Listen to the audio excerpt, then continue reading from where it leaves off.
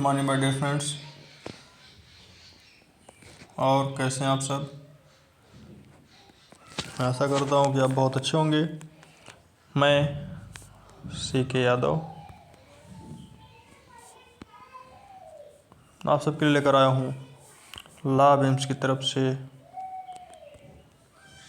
एक नई वीडियो, जिसमें आज हम सभी लोग पढ़ेंगे एसेंशियल एलिमेंट्स ऑफ टोर्ट।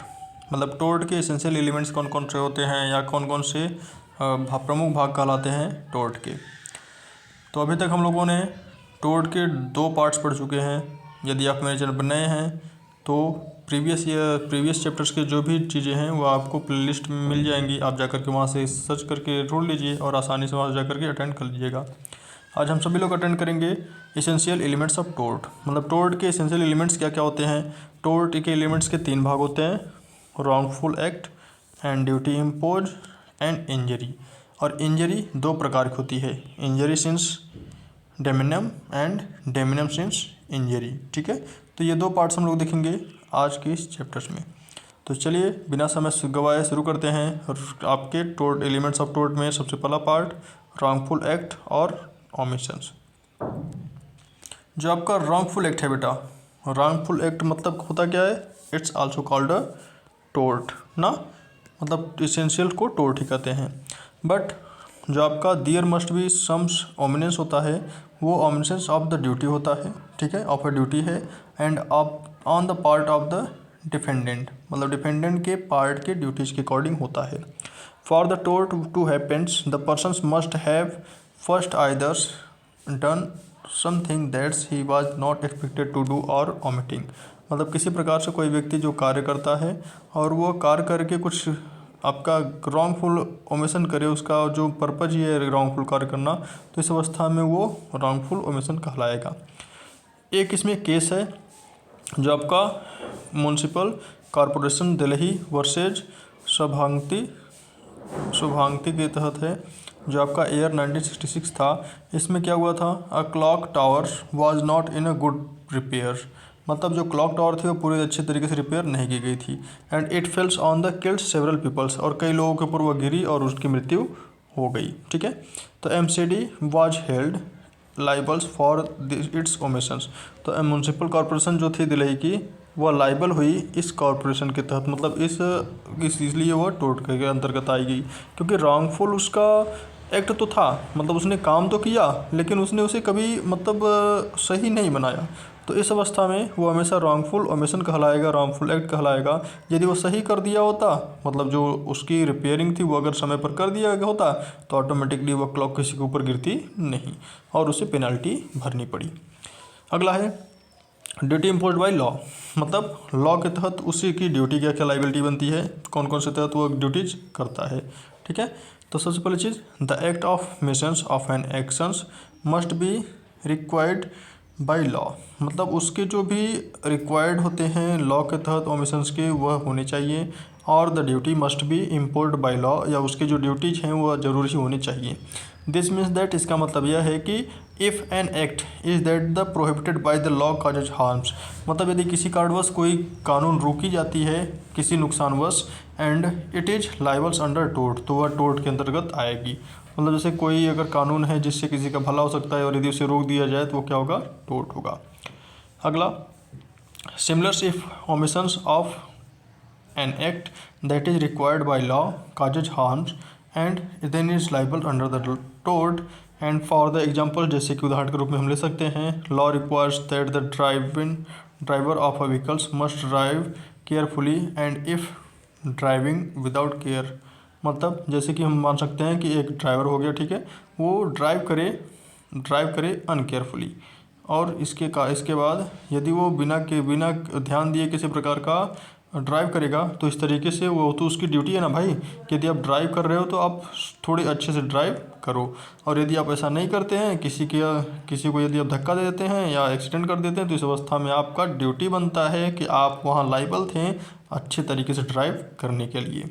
ठीक है, लेकिन फिर भी फिर भी it was the pontiff stop going to the temples and thereby because of the priest to lose money, and this actions is not liable under the tort because going to the temple is not an act, this is the required by law। कहने का मतलब है कि कोई drive करके जाए और उस सामने चल रहे व्यक्ति को वो एक्सीडेंट कर दे, ठीक है, तो वही आपका ड्यूटीज ऑफ इम्पोज हो जाता है। Sir duty that are required by the other usually toward all the peoples in generals, मतलब इसी प्रकार के सभी व्यक्तियों को जनरल तरीके से ड्यूटीज होते हैं जो उसे अटेंड करना होता है। अब जरा हम लोग बात कर लेते हैं, एक केस है डांगियो वर्सेज स्टीवेंसन 1932। इसमें जो था, इसमें कहा गया कि that the manufacturers of the drinks has the legal duty toward the consumers, मतलब कंज्यूमर के प्रति जो मैन्युफैक्चरर्स ड्रिंक और जो आपके ड्रिंक की जितनी भी कंपनियाँ हैं सबको यह आपका लीगल ड्यूटी होता है कि टू इंश्योर दैट, कि वह श्योर या उससे निश्चिंत हो जाए कि noxious substance are not included in the drink, कि जो आपके नॉक्सियस सब्सटेंस हैं वो सभी उसमें इंक्लूड ना की जाएं किसी भी ड्रिंक में, ताकि किसी कोई नुकसान ना हो। इंजरी, अब जरा इंजरी की बात करते हैं, थर्ड पार्ट। इंजरी में क्या होता है, द एक्ट और the omissions must result in legal damage, मतलब यह वास्तव में एक ओमेश और आपके जो आपके ड्यूटी इम्पोज होती हैं उसके तहत एक प्रकार की इंजरी होती है।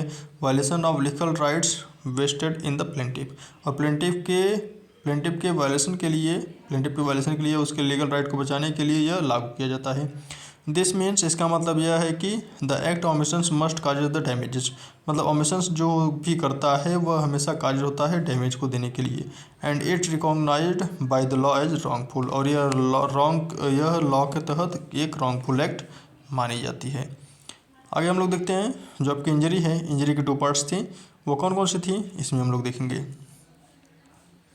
तो सबसे पहला पार्ट है injury since damno, a person has a legal right to enjoy his property, मतलब किसी भी व्यक्ति को पास अपने प्रॉपर्टी को एंजॉय करने का पूरा अधिकार होता है। And if someone's throw trust in it, यदि दूसरा व्यक्ति कोई उसमें हस्तक्षेप करता है, this is the violation of his legal rights, तो उसके लीगल राइट्स में वायलेशन होता है, ठीक है। इस वायलेशन के तहत is liable under the tort, वह टोर्ट कहलाएगा, ठीक है।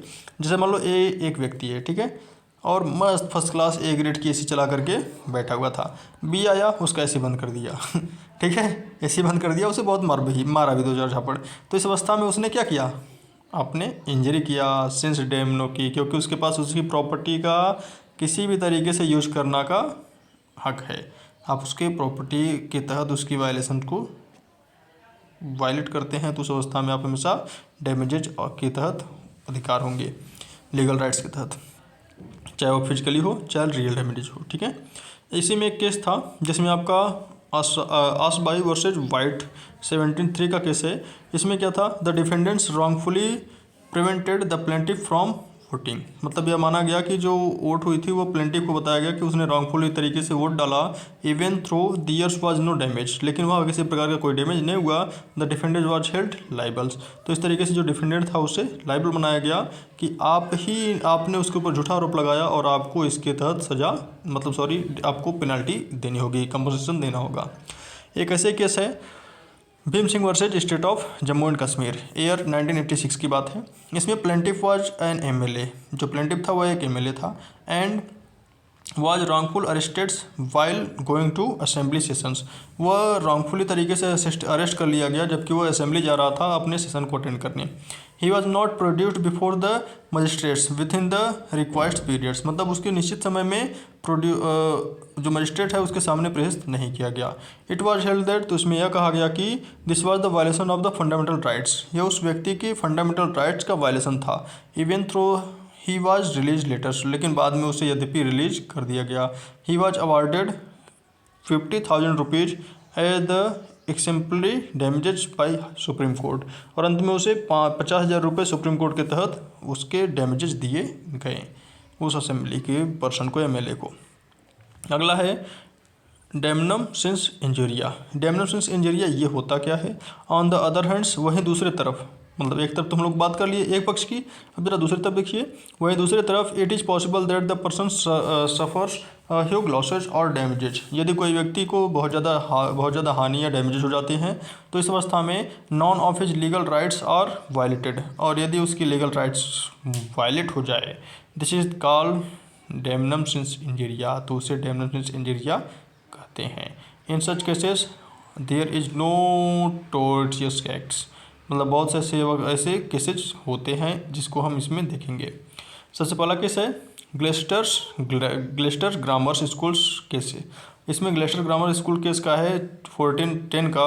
इसमें डिफेंडेंट जो था वो ओपन किया किसी रिवल ग्रामर स्कूल को, ठीक है, in front of an existence one there first causes the fees of the existence one to be the reduced from the 40 pence to 12 pens.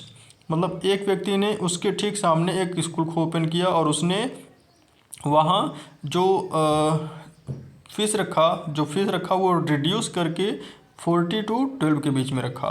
And he was not held liables as he did not violate any legal rights of the plaintiff. और इस अवस्था में यह बोला गया कि उसने किसी प्रकार के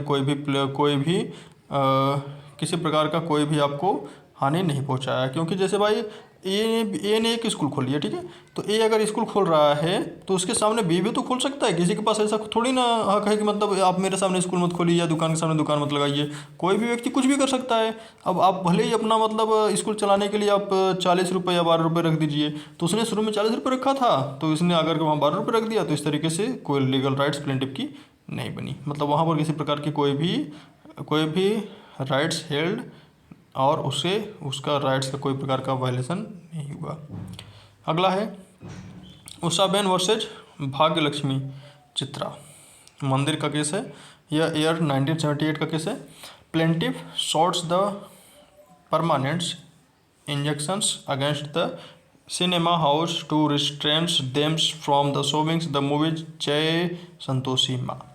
मतलब एक व्यक्ति था जो बैठ करके मस्त फर्स्ट क्लास संतोषी माँ की पिक्चर देख रहा था, ठीक है। It was contended that the movie depicts the goddess Lakshmi Saraswati and Parvati in bad light.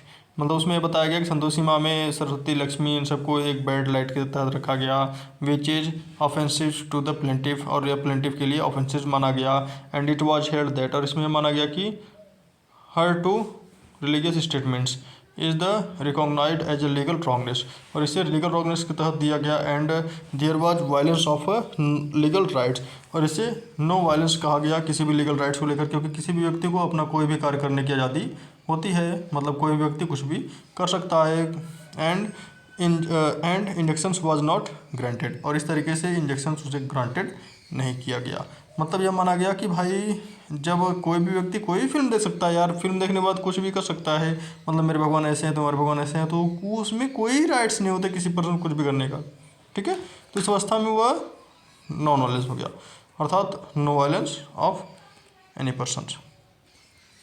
अगला केस है आपका ऐसे ही चेस्मेर वर्सेज रिचर्ड। इसमें क्या हुआ था, इसमें आपका प्लेंटिफ जो था वह ड्राइंग वाटर्स, मतलब आपका ड्राइंग कर रहा था waters from the underground for the past 60 years, पिछले 60 सालों से।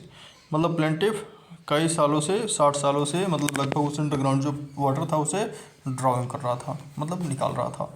द डिफेंडेंट्स संक्स अ बोरवेल, और जो डिफेंडेंट था वह बोरवेल में संक्स हो गया, डूब गया, ऑन हिज लैंड्स, उसके उस ज़मीन में। And drew huge quantities of water, और अत्यधिक मात्रा में उसका पानी खराब कर दिया, which diminished the water supplies of the plaintiff, और इस अवस्था में जो वाटर सप्लाईज थे वह बहुत दुखी हुआ। इट वाज हेल्ड दैट, इसमें यह कहा गया कि defendant was not liables because, defendant इसमें लाइबल नहीं है क्योंकि he was only exercise his rights, सिर्फ वो अपने राइट्स को एक्सरसाइज कर रहा था। And did not violates any rights of the plaintiff, और प्लेंटिफ के राइट्स को कभी भी वायलेट नहीं किया। तो इस अवस्था में हम सभी ने आज पढ़ा कि जो हमारे इसेंशियल एलिमेंट्स टोट होते हैं वह कौन कौन से होते हैं और कैसे वह अटेंड किए जाते हैं। तो आज के लिए इतना ही। आप देख रहे थे लाभ एम्स, मैं आपका प्यारा मित्र सीके यादव। अगर आपको वीडियो अच्छा लगा होगा तो ज़्यादा लाइक करिए, शेयर करिए, सब्सक्राइब करिए और नोट्स बनाते हुए चलिए। आज के लिए इतना ही, टाटा।